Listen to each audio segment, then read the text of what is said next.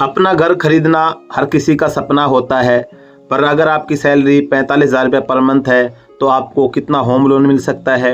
अगर आप भी यही सोच रहे हैं अपने सैलरी के हिसाब से कि बजट कैसे मैनेज होगा, तो ये वीडियो आपके लिए है, एंड तक देखिएगा, क्योंकि हम आपको बताएंगे कुछ स्मार्ट टिप्स जिससे आप अपनी लोन की एलिजिबिलिटी बढ़ा भी सकते हैं।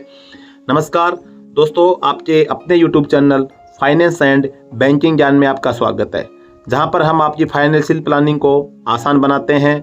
और आज के वीडियो में हम बात करेंगे, अगर आपकी सैलरी 45,000 पर मंथ है तो आपको कितना होम लोन मिल सकता है। साथ ही कुछ ऐसे फैक्टर्स डिस्कस करेंगे जो आपकी एलिजिबिलिटी को डायरेक्ट इम्पैक्ट करते हैं। सबसे पहले हम बात करते हैं कि एलिजिबिलिटी कैसे कैलकुलेट होती है। तो बैंक और एनबीएफसी यानी कि नॉन बैंकिंग फाइनेंशियल कंपनी जो होती हैं, जनरली आपकी जो मंथली इनकम होती है उसका 50 से 60% की जो ईएमआई होगी उसी को कंसिडर करते हैं। कि आपको 45,000 सैलरी है, इससे ज़्यादा भी सैलरी या कम भी सैलरी वाले अगर इस वीडियो को देख रहे हैं, तो बैंक आपको जब लोन देगा तो आपकी 50 से 60% की जो आपकी इनकम का उसी की ईएमआई आपकी बन के देगी। जैसे मान लो कि आपकी 45,000 रुपये सैलरी है तो इसका 50% अगर आपको बैंक दे रहा है तो 22,500 बनता है। तो 22,500 की ईएमआई पे आपको लोन मिल जाएगा। या 60% तक देगा तो 45,000 का जो 60% आपका बनेगा उतने रुपए तक की फिर आपको जैसे कि लगभग 27,000 रुपये तक की ईएमआई तक आपको लोन बैंक दे सकता है। अब अगर आपको मान के चलो कि जब आप लोन लेंगे तो अभी 45,000 सैलरी पर सबसे मेन डिपेंड करता है कि भाई आपको कितना लोन मिलेगा। तो ये डिपेंड करेगा सबसे पहले कि भाई आपका इंटरेस्ट रेट कितना मिल रहा है और आप कितने साल के लिए लोन ले रहे हैं। तो इसके लिए हम चलते हैं अपने ईएमआई कैलकुलेटर पे, आपको लाइव हम ईएमआई कैलकुलेटर पे करके दिखा देंगे। देखो, सबसे पहले होता है ना कि लोन जैसे डिपेंड करेगा कि आप जब लोन लेंगे ना तो कितने टर्नओवर के लिए ले रहे हैं। मैक्सिमम टर्नओवर आपको जो होम लोन होता है 30 साल के लिए मिल जाता है। अब हम गूगल पे ईएमआई कैलकुलेटर में आ गए हैं और हमको लोन चाहिए 35 लाख रुपए का। अब 35 लाख रुपए का लोन, देखो मैक्सिमम लोन की हम 30 साल के लिए देखेंगे, क्योंकि जब कोई भी एक बार लोन लेता है तो उसको अगर मकान, आज के समय में ये तो है नहीं कि 10-20 लाख में मकान मिल जाएगा। मकान भी आपको 40-50 लाख से कम, एक छोटा मोटा मकान अगर सही शहर में लेंगे तो नॉर्मल सी मकान आपको मिलता है। अब ये मकान आपको मिल रहा है तो 35 लाख रुपए को हम स्टार्टिंग में, अगर आपके पास अमाउंट नहीं तो आप 30 साल के लिए मैक्सिमम टाइम के लिए लेंगे, मैक्सिमम लोन मिल जाए। तो मैक्सिमम लोन लेने के लिए आपको मैक्सिमम टाइम यानी कि 30 साल तक आपको लेना पड़ेगा। वर्तमान में बैंक की इंटरेस्ट रेट 8.30, 40, 50 वो आपके क्रेडिट स्कोर पर डिपेंड करते हैं। तो अगर हम मान लेते हैं अभी इंटरेस्ट रेट डाउन भी हो तो अगर आपको 8.40 पे इंटरेस्ट रेट पे मिल जाता है लोन, 35 लाख रुपए का आप लोन लेते हैं और आपका लोन का टर्नओवर हम इसको कर देते हैं 30 साल का, क्योंकि आपको जितना मैक्सिमम समय के लिए लेंगे उतना ही आपको इसका बेनिफिट मिलेगा। तो इसके अंदर आपकी जो ईएमआई आएगी 26,664 रुपए की आएगी।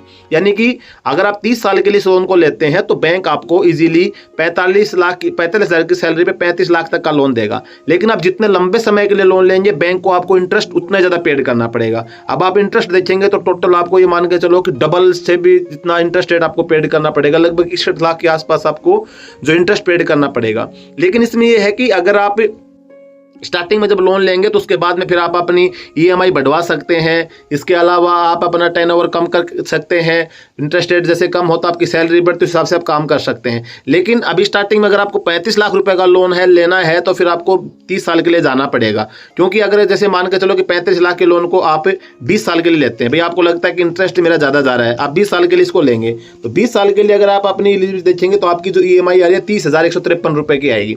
लेकिन इसमें आपको इंटरेस्ट पेड कितना करना पड़ेगा?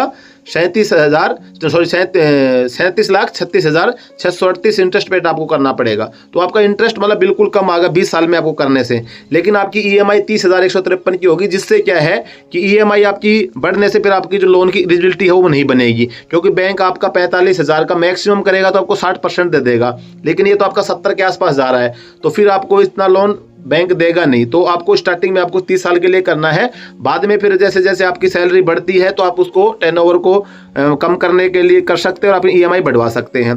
तो ये तो फैक्टर हो गया आपका कितना आपको लोन मिलेगा। अब बात करते हैं कुछ ऐसे फैक्टर्स जो आपके एलिजिबिलिटी को बढ़ा सकते हैं। तो सबसे पहले क्या है कि बात करेंगे जो वो फैक्टर कौन है जो आपकी लोन की एलिजिबिलिटी को अफेक्ट करते हैं, यानी कि कम करते हैं। तो इसमें सबसे पहला फैक्टर आता है आपका लायबिलिटीज़, यानी कि अगर आपके ऊपर पहले से कोई लोन है तो आपकी एलिजिबिलिटी कम हो जाएगी।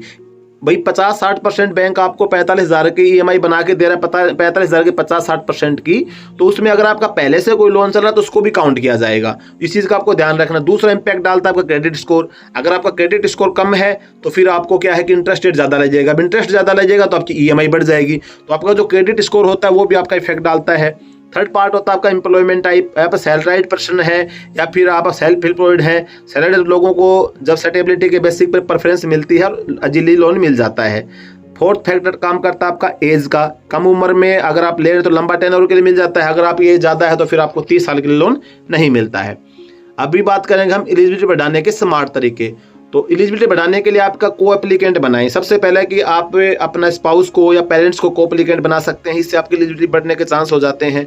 सेकंड पार्ट है कि आपका एक्सिस्टिंग लोन्स को प्रीपे करें, यानी कि पहले से कोई आपका लोन जो भी चल रहा है, EMI चल रही है, क्रेडिट कार्ड बिल है, पर्सनल लोन क्लियर करना जो भी है आपकी, उसकी EMI का आपको क्लियर करेंगे तो फिर आपकी लोन की एलिजिबिलिटी बढ़ जाती है। ज़्यादा लंबा मतलब लॉन्ग टेन्योर चूज करें। लॉन्ग टेन्योर चूज करेंगे तो आपकी लोन की एलिजिबिलिटी बढ़ती है। वो मैंने पहले ही बता दिया इस टॉपिक को, क्योंकि आपकी EMI कम होगी और लोन आपको ज़्यादा मिल जाएगा। लेकिन इसको परमानेंट आपको नहीं रखना, टाइम टू टाइम फिर आप अपना जो लोन की EMI होती है इसको फिर आपको थोड़ा बढ़ाना है, क्योंकि लोन की EMI बढ़ जाएगी तो आपका जो टेन्योर होगा वो कम हो जाएगा। तो दोस्तों 45,000 सैलरी पर आप देख पा रहे हैं कि आपको अगर लेना चाहें तो आपको 35 लाख तक का भी लोन मिल सकता है। बस अपनी फाइनेंशियल प्लानिंग को थोड़ा स्मार्टली आपको हैंडल करना पड़ेगा। और अगर ये वीडियो आपको लिए हेल्पफुल रही तो वीडियो को लाइक करें, चैनल को सब्सक्राइब करें और बेल आइकन जरूर दबा के, ताकि आपको ऐसी इन्फॉर्मेशन वीडियो मिलती रहते हैं। कमेंट करके बताएं आपको सपनों के घर किस शहर में है। मिलते हैं अगले वीडियो में, तब तक के लिए हैप्पी होम बाइंग। नमस्कार, जय।